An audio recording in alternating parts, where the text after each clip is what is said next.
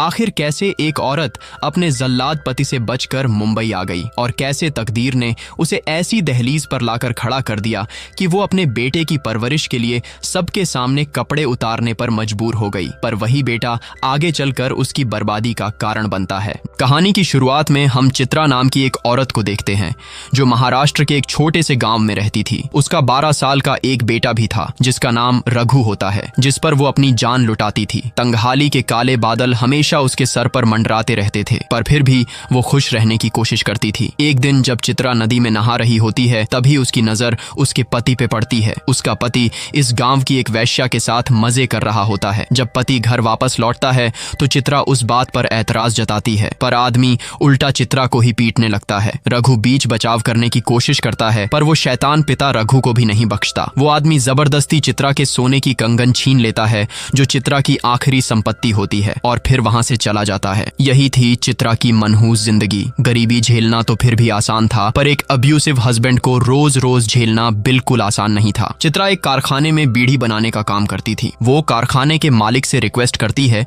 कि उसे सैलरी थोड़ा पहले दे दिया जाए, क्योंकि कई महीनों से रघु का स्कूल फीस ड्यू था। मालिक बताता है कि तुम्हारी सैलरी तो तुम्हारा पति 1 घंटे पहले ले गया है। ये सुनकर चित्रा का खून खौल जाता है और वो वैश्या के ठिकाने पे पहुंच जाती है जहां उसका पति हमेशा पड़ा रहता था। चित्रा अपने पति को नीचे बुलाती है और उसे उसकी सैलरी वापस देने के लिए कहती है। चित्रा का पति सबके सामने उसके मुंह पर गुटखा थूक देता है और वापस ऊपर चला जाता है। चित्रा वहीं एक जिंदा लाश की तरह बेसुध खड़ी रह जाती है। वो एक ब्रिज पर जाती है और नदी के तेज लहरों में कूद जाती है, ये सोचकर कि शायद उसकी मौत हो जाए, पर किस्मत को कुछ और ही मंजूर होता है। लहरें उसे किनारे धकेल देती हैं। अब चित्रा ठान लेती है कि इस नर्क जैसी जगह को हमेशा के लिए छोड़ देगी। वो कुछ सामान इकट्ठा करती है और अपने बेटे को लेकर इस गांव को हमेशा के लिए अलविदा कह देती है। वो माया नगरी मुंबई पहुंच जाती है इस उम्मीद में कि यहाँ उसकी जिंदगी बेहतर हो जाएगी। धारावी के स्लम में उसकी एक मौसी रहा करती थी जिसका नाम था शकुंतला। चित्रा ढूंढते ढूंढते आखिरकार अपनी मौसी के घर पहुंच ही जाती है। दरअसल शकुंतला एक सख्त मिजाज की औरत थी।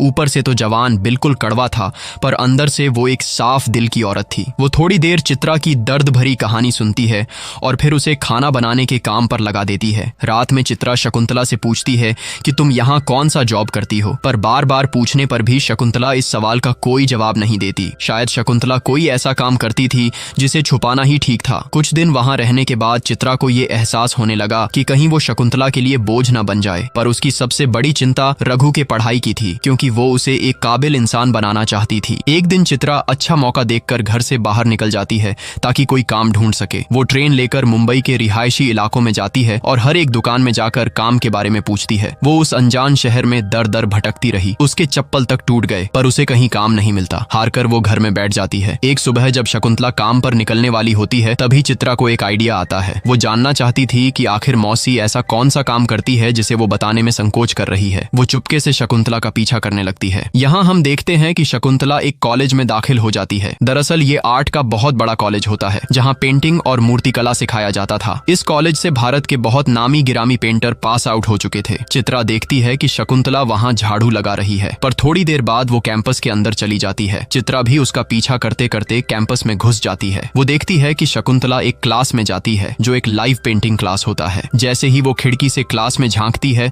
तब सामने का नजारा देखकर उसके पैरों तले जमीन ही निकल जाती है। शकुंतला बिना कपड़ों के एक जगह बैठी हुई थी और क्लास में मौजूद स्टूडेंट्स उसकी नग्न तस्वीर बना रहे थे। तभी अचानक शकुंतला की नजर खिड़की पर पड़ जाती है और वो चिल्लाने लगती है। स्टूडेंट्स बाहर खिड़की की तरफ उसे पकड़ने के लिए भागते हैं, लेकिन वक्त रहते चित्रा वहां से निकल जाती है। पर शकुंतला को एहसास हो जाता है कि खिड़की से झांकने वाला वो शख्स चित्रा ही थी। कल सुबह चित्रा मौसी से कहती है कि क्या तूने अपना शर्म और लिहाज बेच खाया है जो ऐसे घटिया काम करने पर उतर आई हो। शकुंतला कहती है कि गरीब औरत के लिए बाहर कोई भी काम करना एक शर्म की ही बात है, क्योंकि कहीं भी ऐसी जगह नहीं है जहां मर्द उस गरीब औरत को हवस की नजरों से ना देखते हो। पर इस काम में मुझे कोई हवस की नजर से नहीं देखता, बल्कि हमें कला और ज्ञान की नजरों से देखा जाता है। इस बात पे चित्रा थोड़ी देर सोच में पड़ जाती है। उसे यकीन नहीं हो पा रहा था कि दुनिया में ऐसे भी लोग हैं जो औरत के जिस्म को पढ़ाई और ज्ञान का पात्र समझते हैं। शकुंतला कहती है कि मैं पिछले 10 साल से ये काम करती आ रही हूँ, पर अभी तक कॉलेज को कोई नया मॉडल नहीं मिला, क्योंकि कोई भी इस काम को करना नहीं चाहता। अगर तू कहे तो मैं प्रिंसिपल से तेरे लिए बात करती हूँ। पहले तो चित्रा घबरा कर तुरंत इनकार कर देती है, पर जैसे ही मौसी ये बताती है कि एक क्लास के 300 रुपए मिलते हैं तो उसकी भी मर्यादा डोल जाती है। वो सोच सोचती है कि 300 तो मैं गांव में महीने के कमाती थी, पर यहाँ एक दिन में 300 मिलेंगे। इतने पैसों में तो मैं रघु को एक अच्छे स्कूल में पढ़ा सकती हूँ। कल शकुंतला चित्रा को लेकर कॉलेज पहुंच जाती है और उसकी बात प्रोफेसर से करवाती है। चित्रा बहुत घबराई हुई थी, पर मौसी उसे हिम्मत देती है और कान के पीछे काला टीका लगाकर क्लास में भेज देती है ताकि किसी की बुरी नजर चित्रा पर ना पड़े। क्लास में घुसते ही चित्रा देखती है कि वहाँ बहुत सारे स्टूडेंट्स थे। शर्म के मारे चित्रा की आंखें झुक जाती हैं। प्रोफेसर कहता है कि पीछे जाकर अपने कपड़े उतार लो। कपड़े उतारते वक्त उसे बहुत अजीब लगता है। उसके अंदर से एक फीलिंग आ रही होती है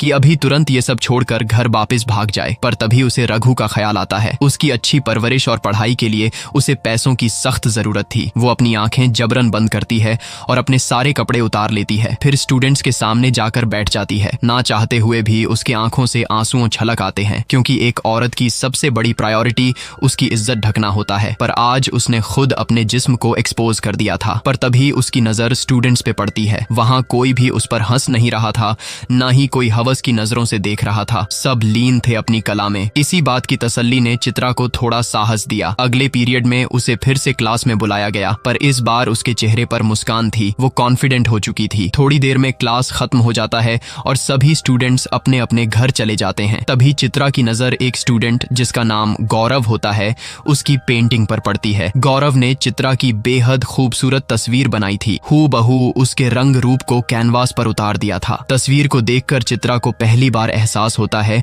कि वो इतनी खूबसूरत है। वो मन ही मन मुस्कुरा रही होती है। घर में शकुंतला उससे कहती है कि इस काम के बारे में किसी को भी खबर नहीं होनी चाहिए। मैंने भी 10 सालों से किसी को भनक तक नहीं होने दी। सब लोग समझते हैं कि मैं कॉलेज में झाड़ू पोछा करती हूँ। चित्रा शकुंतला को गले से लगा लेती है। वो बेहद खुश थी, क्योंकि उसने आज एक ही दिन में 600 रुपए कमा लिए थे। पर किसे पता था कि सालों बाद ये सारी खुशियां एक ही झटके में उससे छीन ली जाएगी। एक दिन चित्रा की नजर रघु के बैग पे पड़ती है। उसने पेपर्स पे कुछ ड्राइंग्स बनाया होता है। यकीनन रघु भी ड्राइंग में इंटरेस्ट रखता था। वो ये ड्राइंग्स शकुंतला को दिखाती है। ये देखकर वो दोनों टेंशन में आ जाते हैं। उन्हें डर था कि कहीं ये शौक रघु को उस कॉलेज में ना खींच लाए। अब हम देखते हैं कि एक दिन चित्रा और शकुंतला एक साथ पोज करके बैठी थी और स्टूडेंट्स उनकी मूर्तियां बना रहे होते हैं। चित्रा चुपके से शकुंतला को कहती है कि हमें किसी भी तरह रघु को यहाँ से बाहर भेजना होगा। अगर उसे इस काम के बारे में पता चला तो सब कुछ खत्म हो जाएगा। एक दिन चित्रा की नजर फिर से रघु के बैग पे पड़ती है। बैग के अंदर ढेर सारी पेंटिंग्स बनी हुई थी और फिर जिस बात का डर था वही होता है। रघु चित्रा से कहता है कि उसने मुंबई के एक बड़े आर्ट कॉलेज में दाखिला लेने का मन बना लिया है ताकि वो पेंटिंग सीख सके। और अनफॉर्चुनेटली ये वही कॉलेज होता है जहाँ चित्रा और शकुंतला काम किया करती थी। ये सुनकर चित्रा रघु को मारने लगती है। वो कहती है कि तू यहाँ के संगत में रहकर बिगड़ गया है, अब मैं तुझे यहाँ नहीं रहने दूंगी। वो उसे कल औरंगाबाद भेजने की तैयारी कर लेती है और कहती है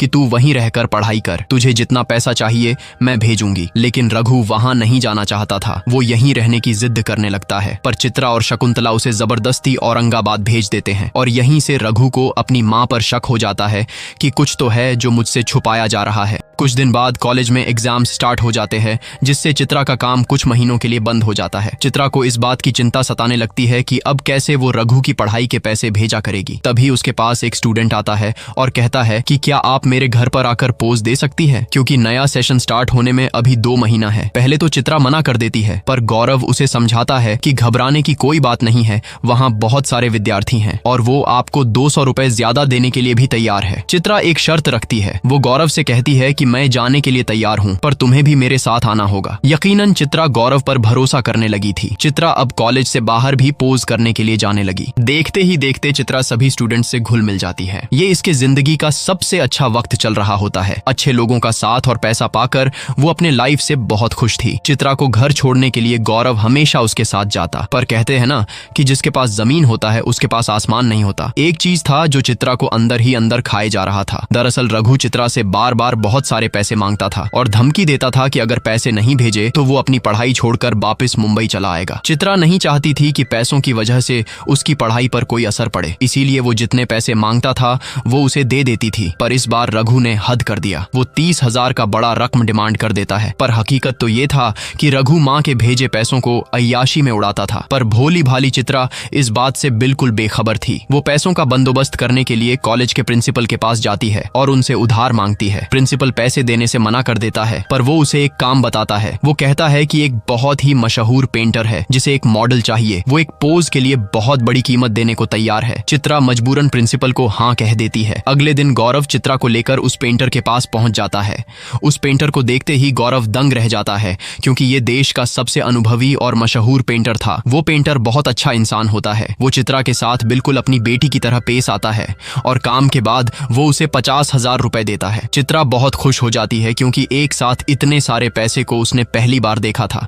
वो शकुंतला और मौसा जी के लिए कुछ तोहफे लेकर जाती है। मौसी को कुछ अजीब लगता है कि आखिर ये इतने पैसे ला कहां से रही है। मौसी चित्रा को वार्न करती है कि जो जितनी ऊंचाई पर उड़ा करते हैं वो गिरते भी उतनी जोर से है। अब 7 साल बीत जाते हैं। शकुंतला अब बूढ़ी हो चुकी थी। उसके पैर अब जवाब देने लग चुके थे। कुछ दिनों बाद उसकी तबीयत खराब हो जाती है और वो बिस्तर पे पड़ जाती है, जिससे घर की सारी जिम्मेदारियां चित्रा के कंधों पर आ जाता है। अब हम रघु को देखते हैं, जो कई सालों बाद मुंबई लौटा था। वो बहुत गुस्से में होता है। वो कहता है कि मैंने पढ़ाई छोड़ दी है, क्योंकि मेरा पढ़ाई में मन नहीं लगता। चित्रा ये सुनकर चौंक जाती है और पूछती है कि अचानक तुझे क्या हो गया। वो गुस्से से कहता है कि मेरे दोस्तों ने तुझे एक बड़े आदमी के गाड़ी में आते जाते देखा है। तू क्या समझती है कि मुझे कुछ मालूम नहीं होगा? तूने मुझे जानबूझकर मुंबई से बाहर भेजा ताकि तू यहाँ ऐश की जिंदगी गुजार सके। दरअसल रघु को शक था कि उसकी माँ गलत काम करके पैसे लाती है। रघु ये भी कहता है कि हमेशा मेरे मन में ये सवाल था कि आखिर झाड़ू पोछा करके इतना पैसे कोई कैसे कमा सकता है। वो गुस्से से खाने की थाली फेंक देता है और जाते जाते कहता है कि पिताजी सही बोलते थे कि तू एक वैश्या है। अपने बेटे के मुंह से ये बात सुनकर चित्रा की रूह कांप जाती है। जिस बेटे को काबिल इंसान बनाने के लिए उसने अपनी इज्जत तक दाव पे लगा दी, आज उसी बेटे ने एक क्षण में उससे सारी खुशियां छीन ली थीं। चित्रा समझ चुकी थी कि रघु अब हाथ से निकल चुका है। शकुंतला भी जोर जोर से रोने लगती है। उसे लगता है कि ये सब उसकी वजह से हुआ है। ना वो चित्रा को इस काम के बारे में बताती, ना ही आज उसे ये दिन देखने पड़ते। कल चित्रा एक लास्ट टाइम कॉलेज जाती है ताकि सब लोगों को एक आखिरी अलविदा कह सके। वो देखती है कि वहाँ एक नई मॉडल आ चुकी है और वो बहुत डरी हुई लग रही थी। चित्रा उसे अपने पास बुलाती है, उसे हिम्मत देती है और उसे एक काजल का टीका लगाकर भेज देती है, बिल्कुल उसी तरह जैसे मौसी ने पहली बार चित्रा को भेजा था। गौरव चित्रा को आखिरी बार घर छोड़ने जाता है। चित्रा घूमने के बहाने गौरव को समुद्र के किनारे ले आती है। वो गौरव से कहती है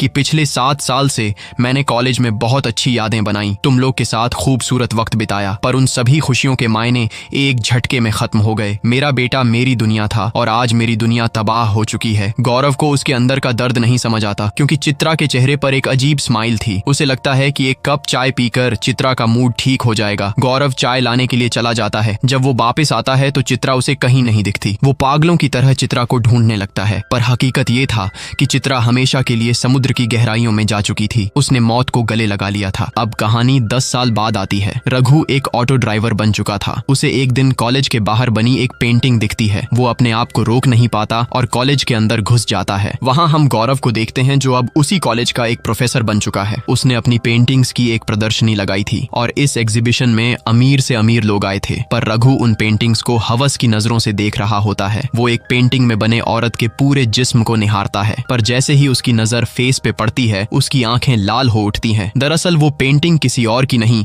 बल्कि चित्रा की थी। रघु गुस्से में गौरव को मारने के लिए आगे बढ़ता है और कहानी यहीं खत्म हो जाती है। ये कहानी हमें सिखाती है कि एक गरीब औरत अपने गरीबी से तो जीत सकती है, पर समाज के गंदे नजरियों से कभी नहीं जीत सकती। अगर आपको कहानी अच्छी लगी हो तो कमेंट्स में बताइए और ऐसे ढेर सारी इंटरेस्टिंग स्टोरी के लिए चैनल को सब्सक्राइब कीजिए। मिलते हैं एक और दिलचस्प टॉपिक के साथ।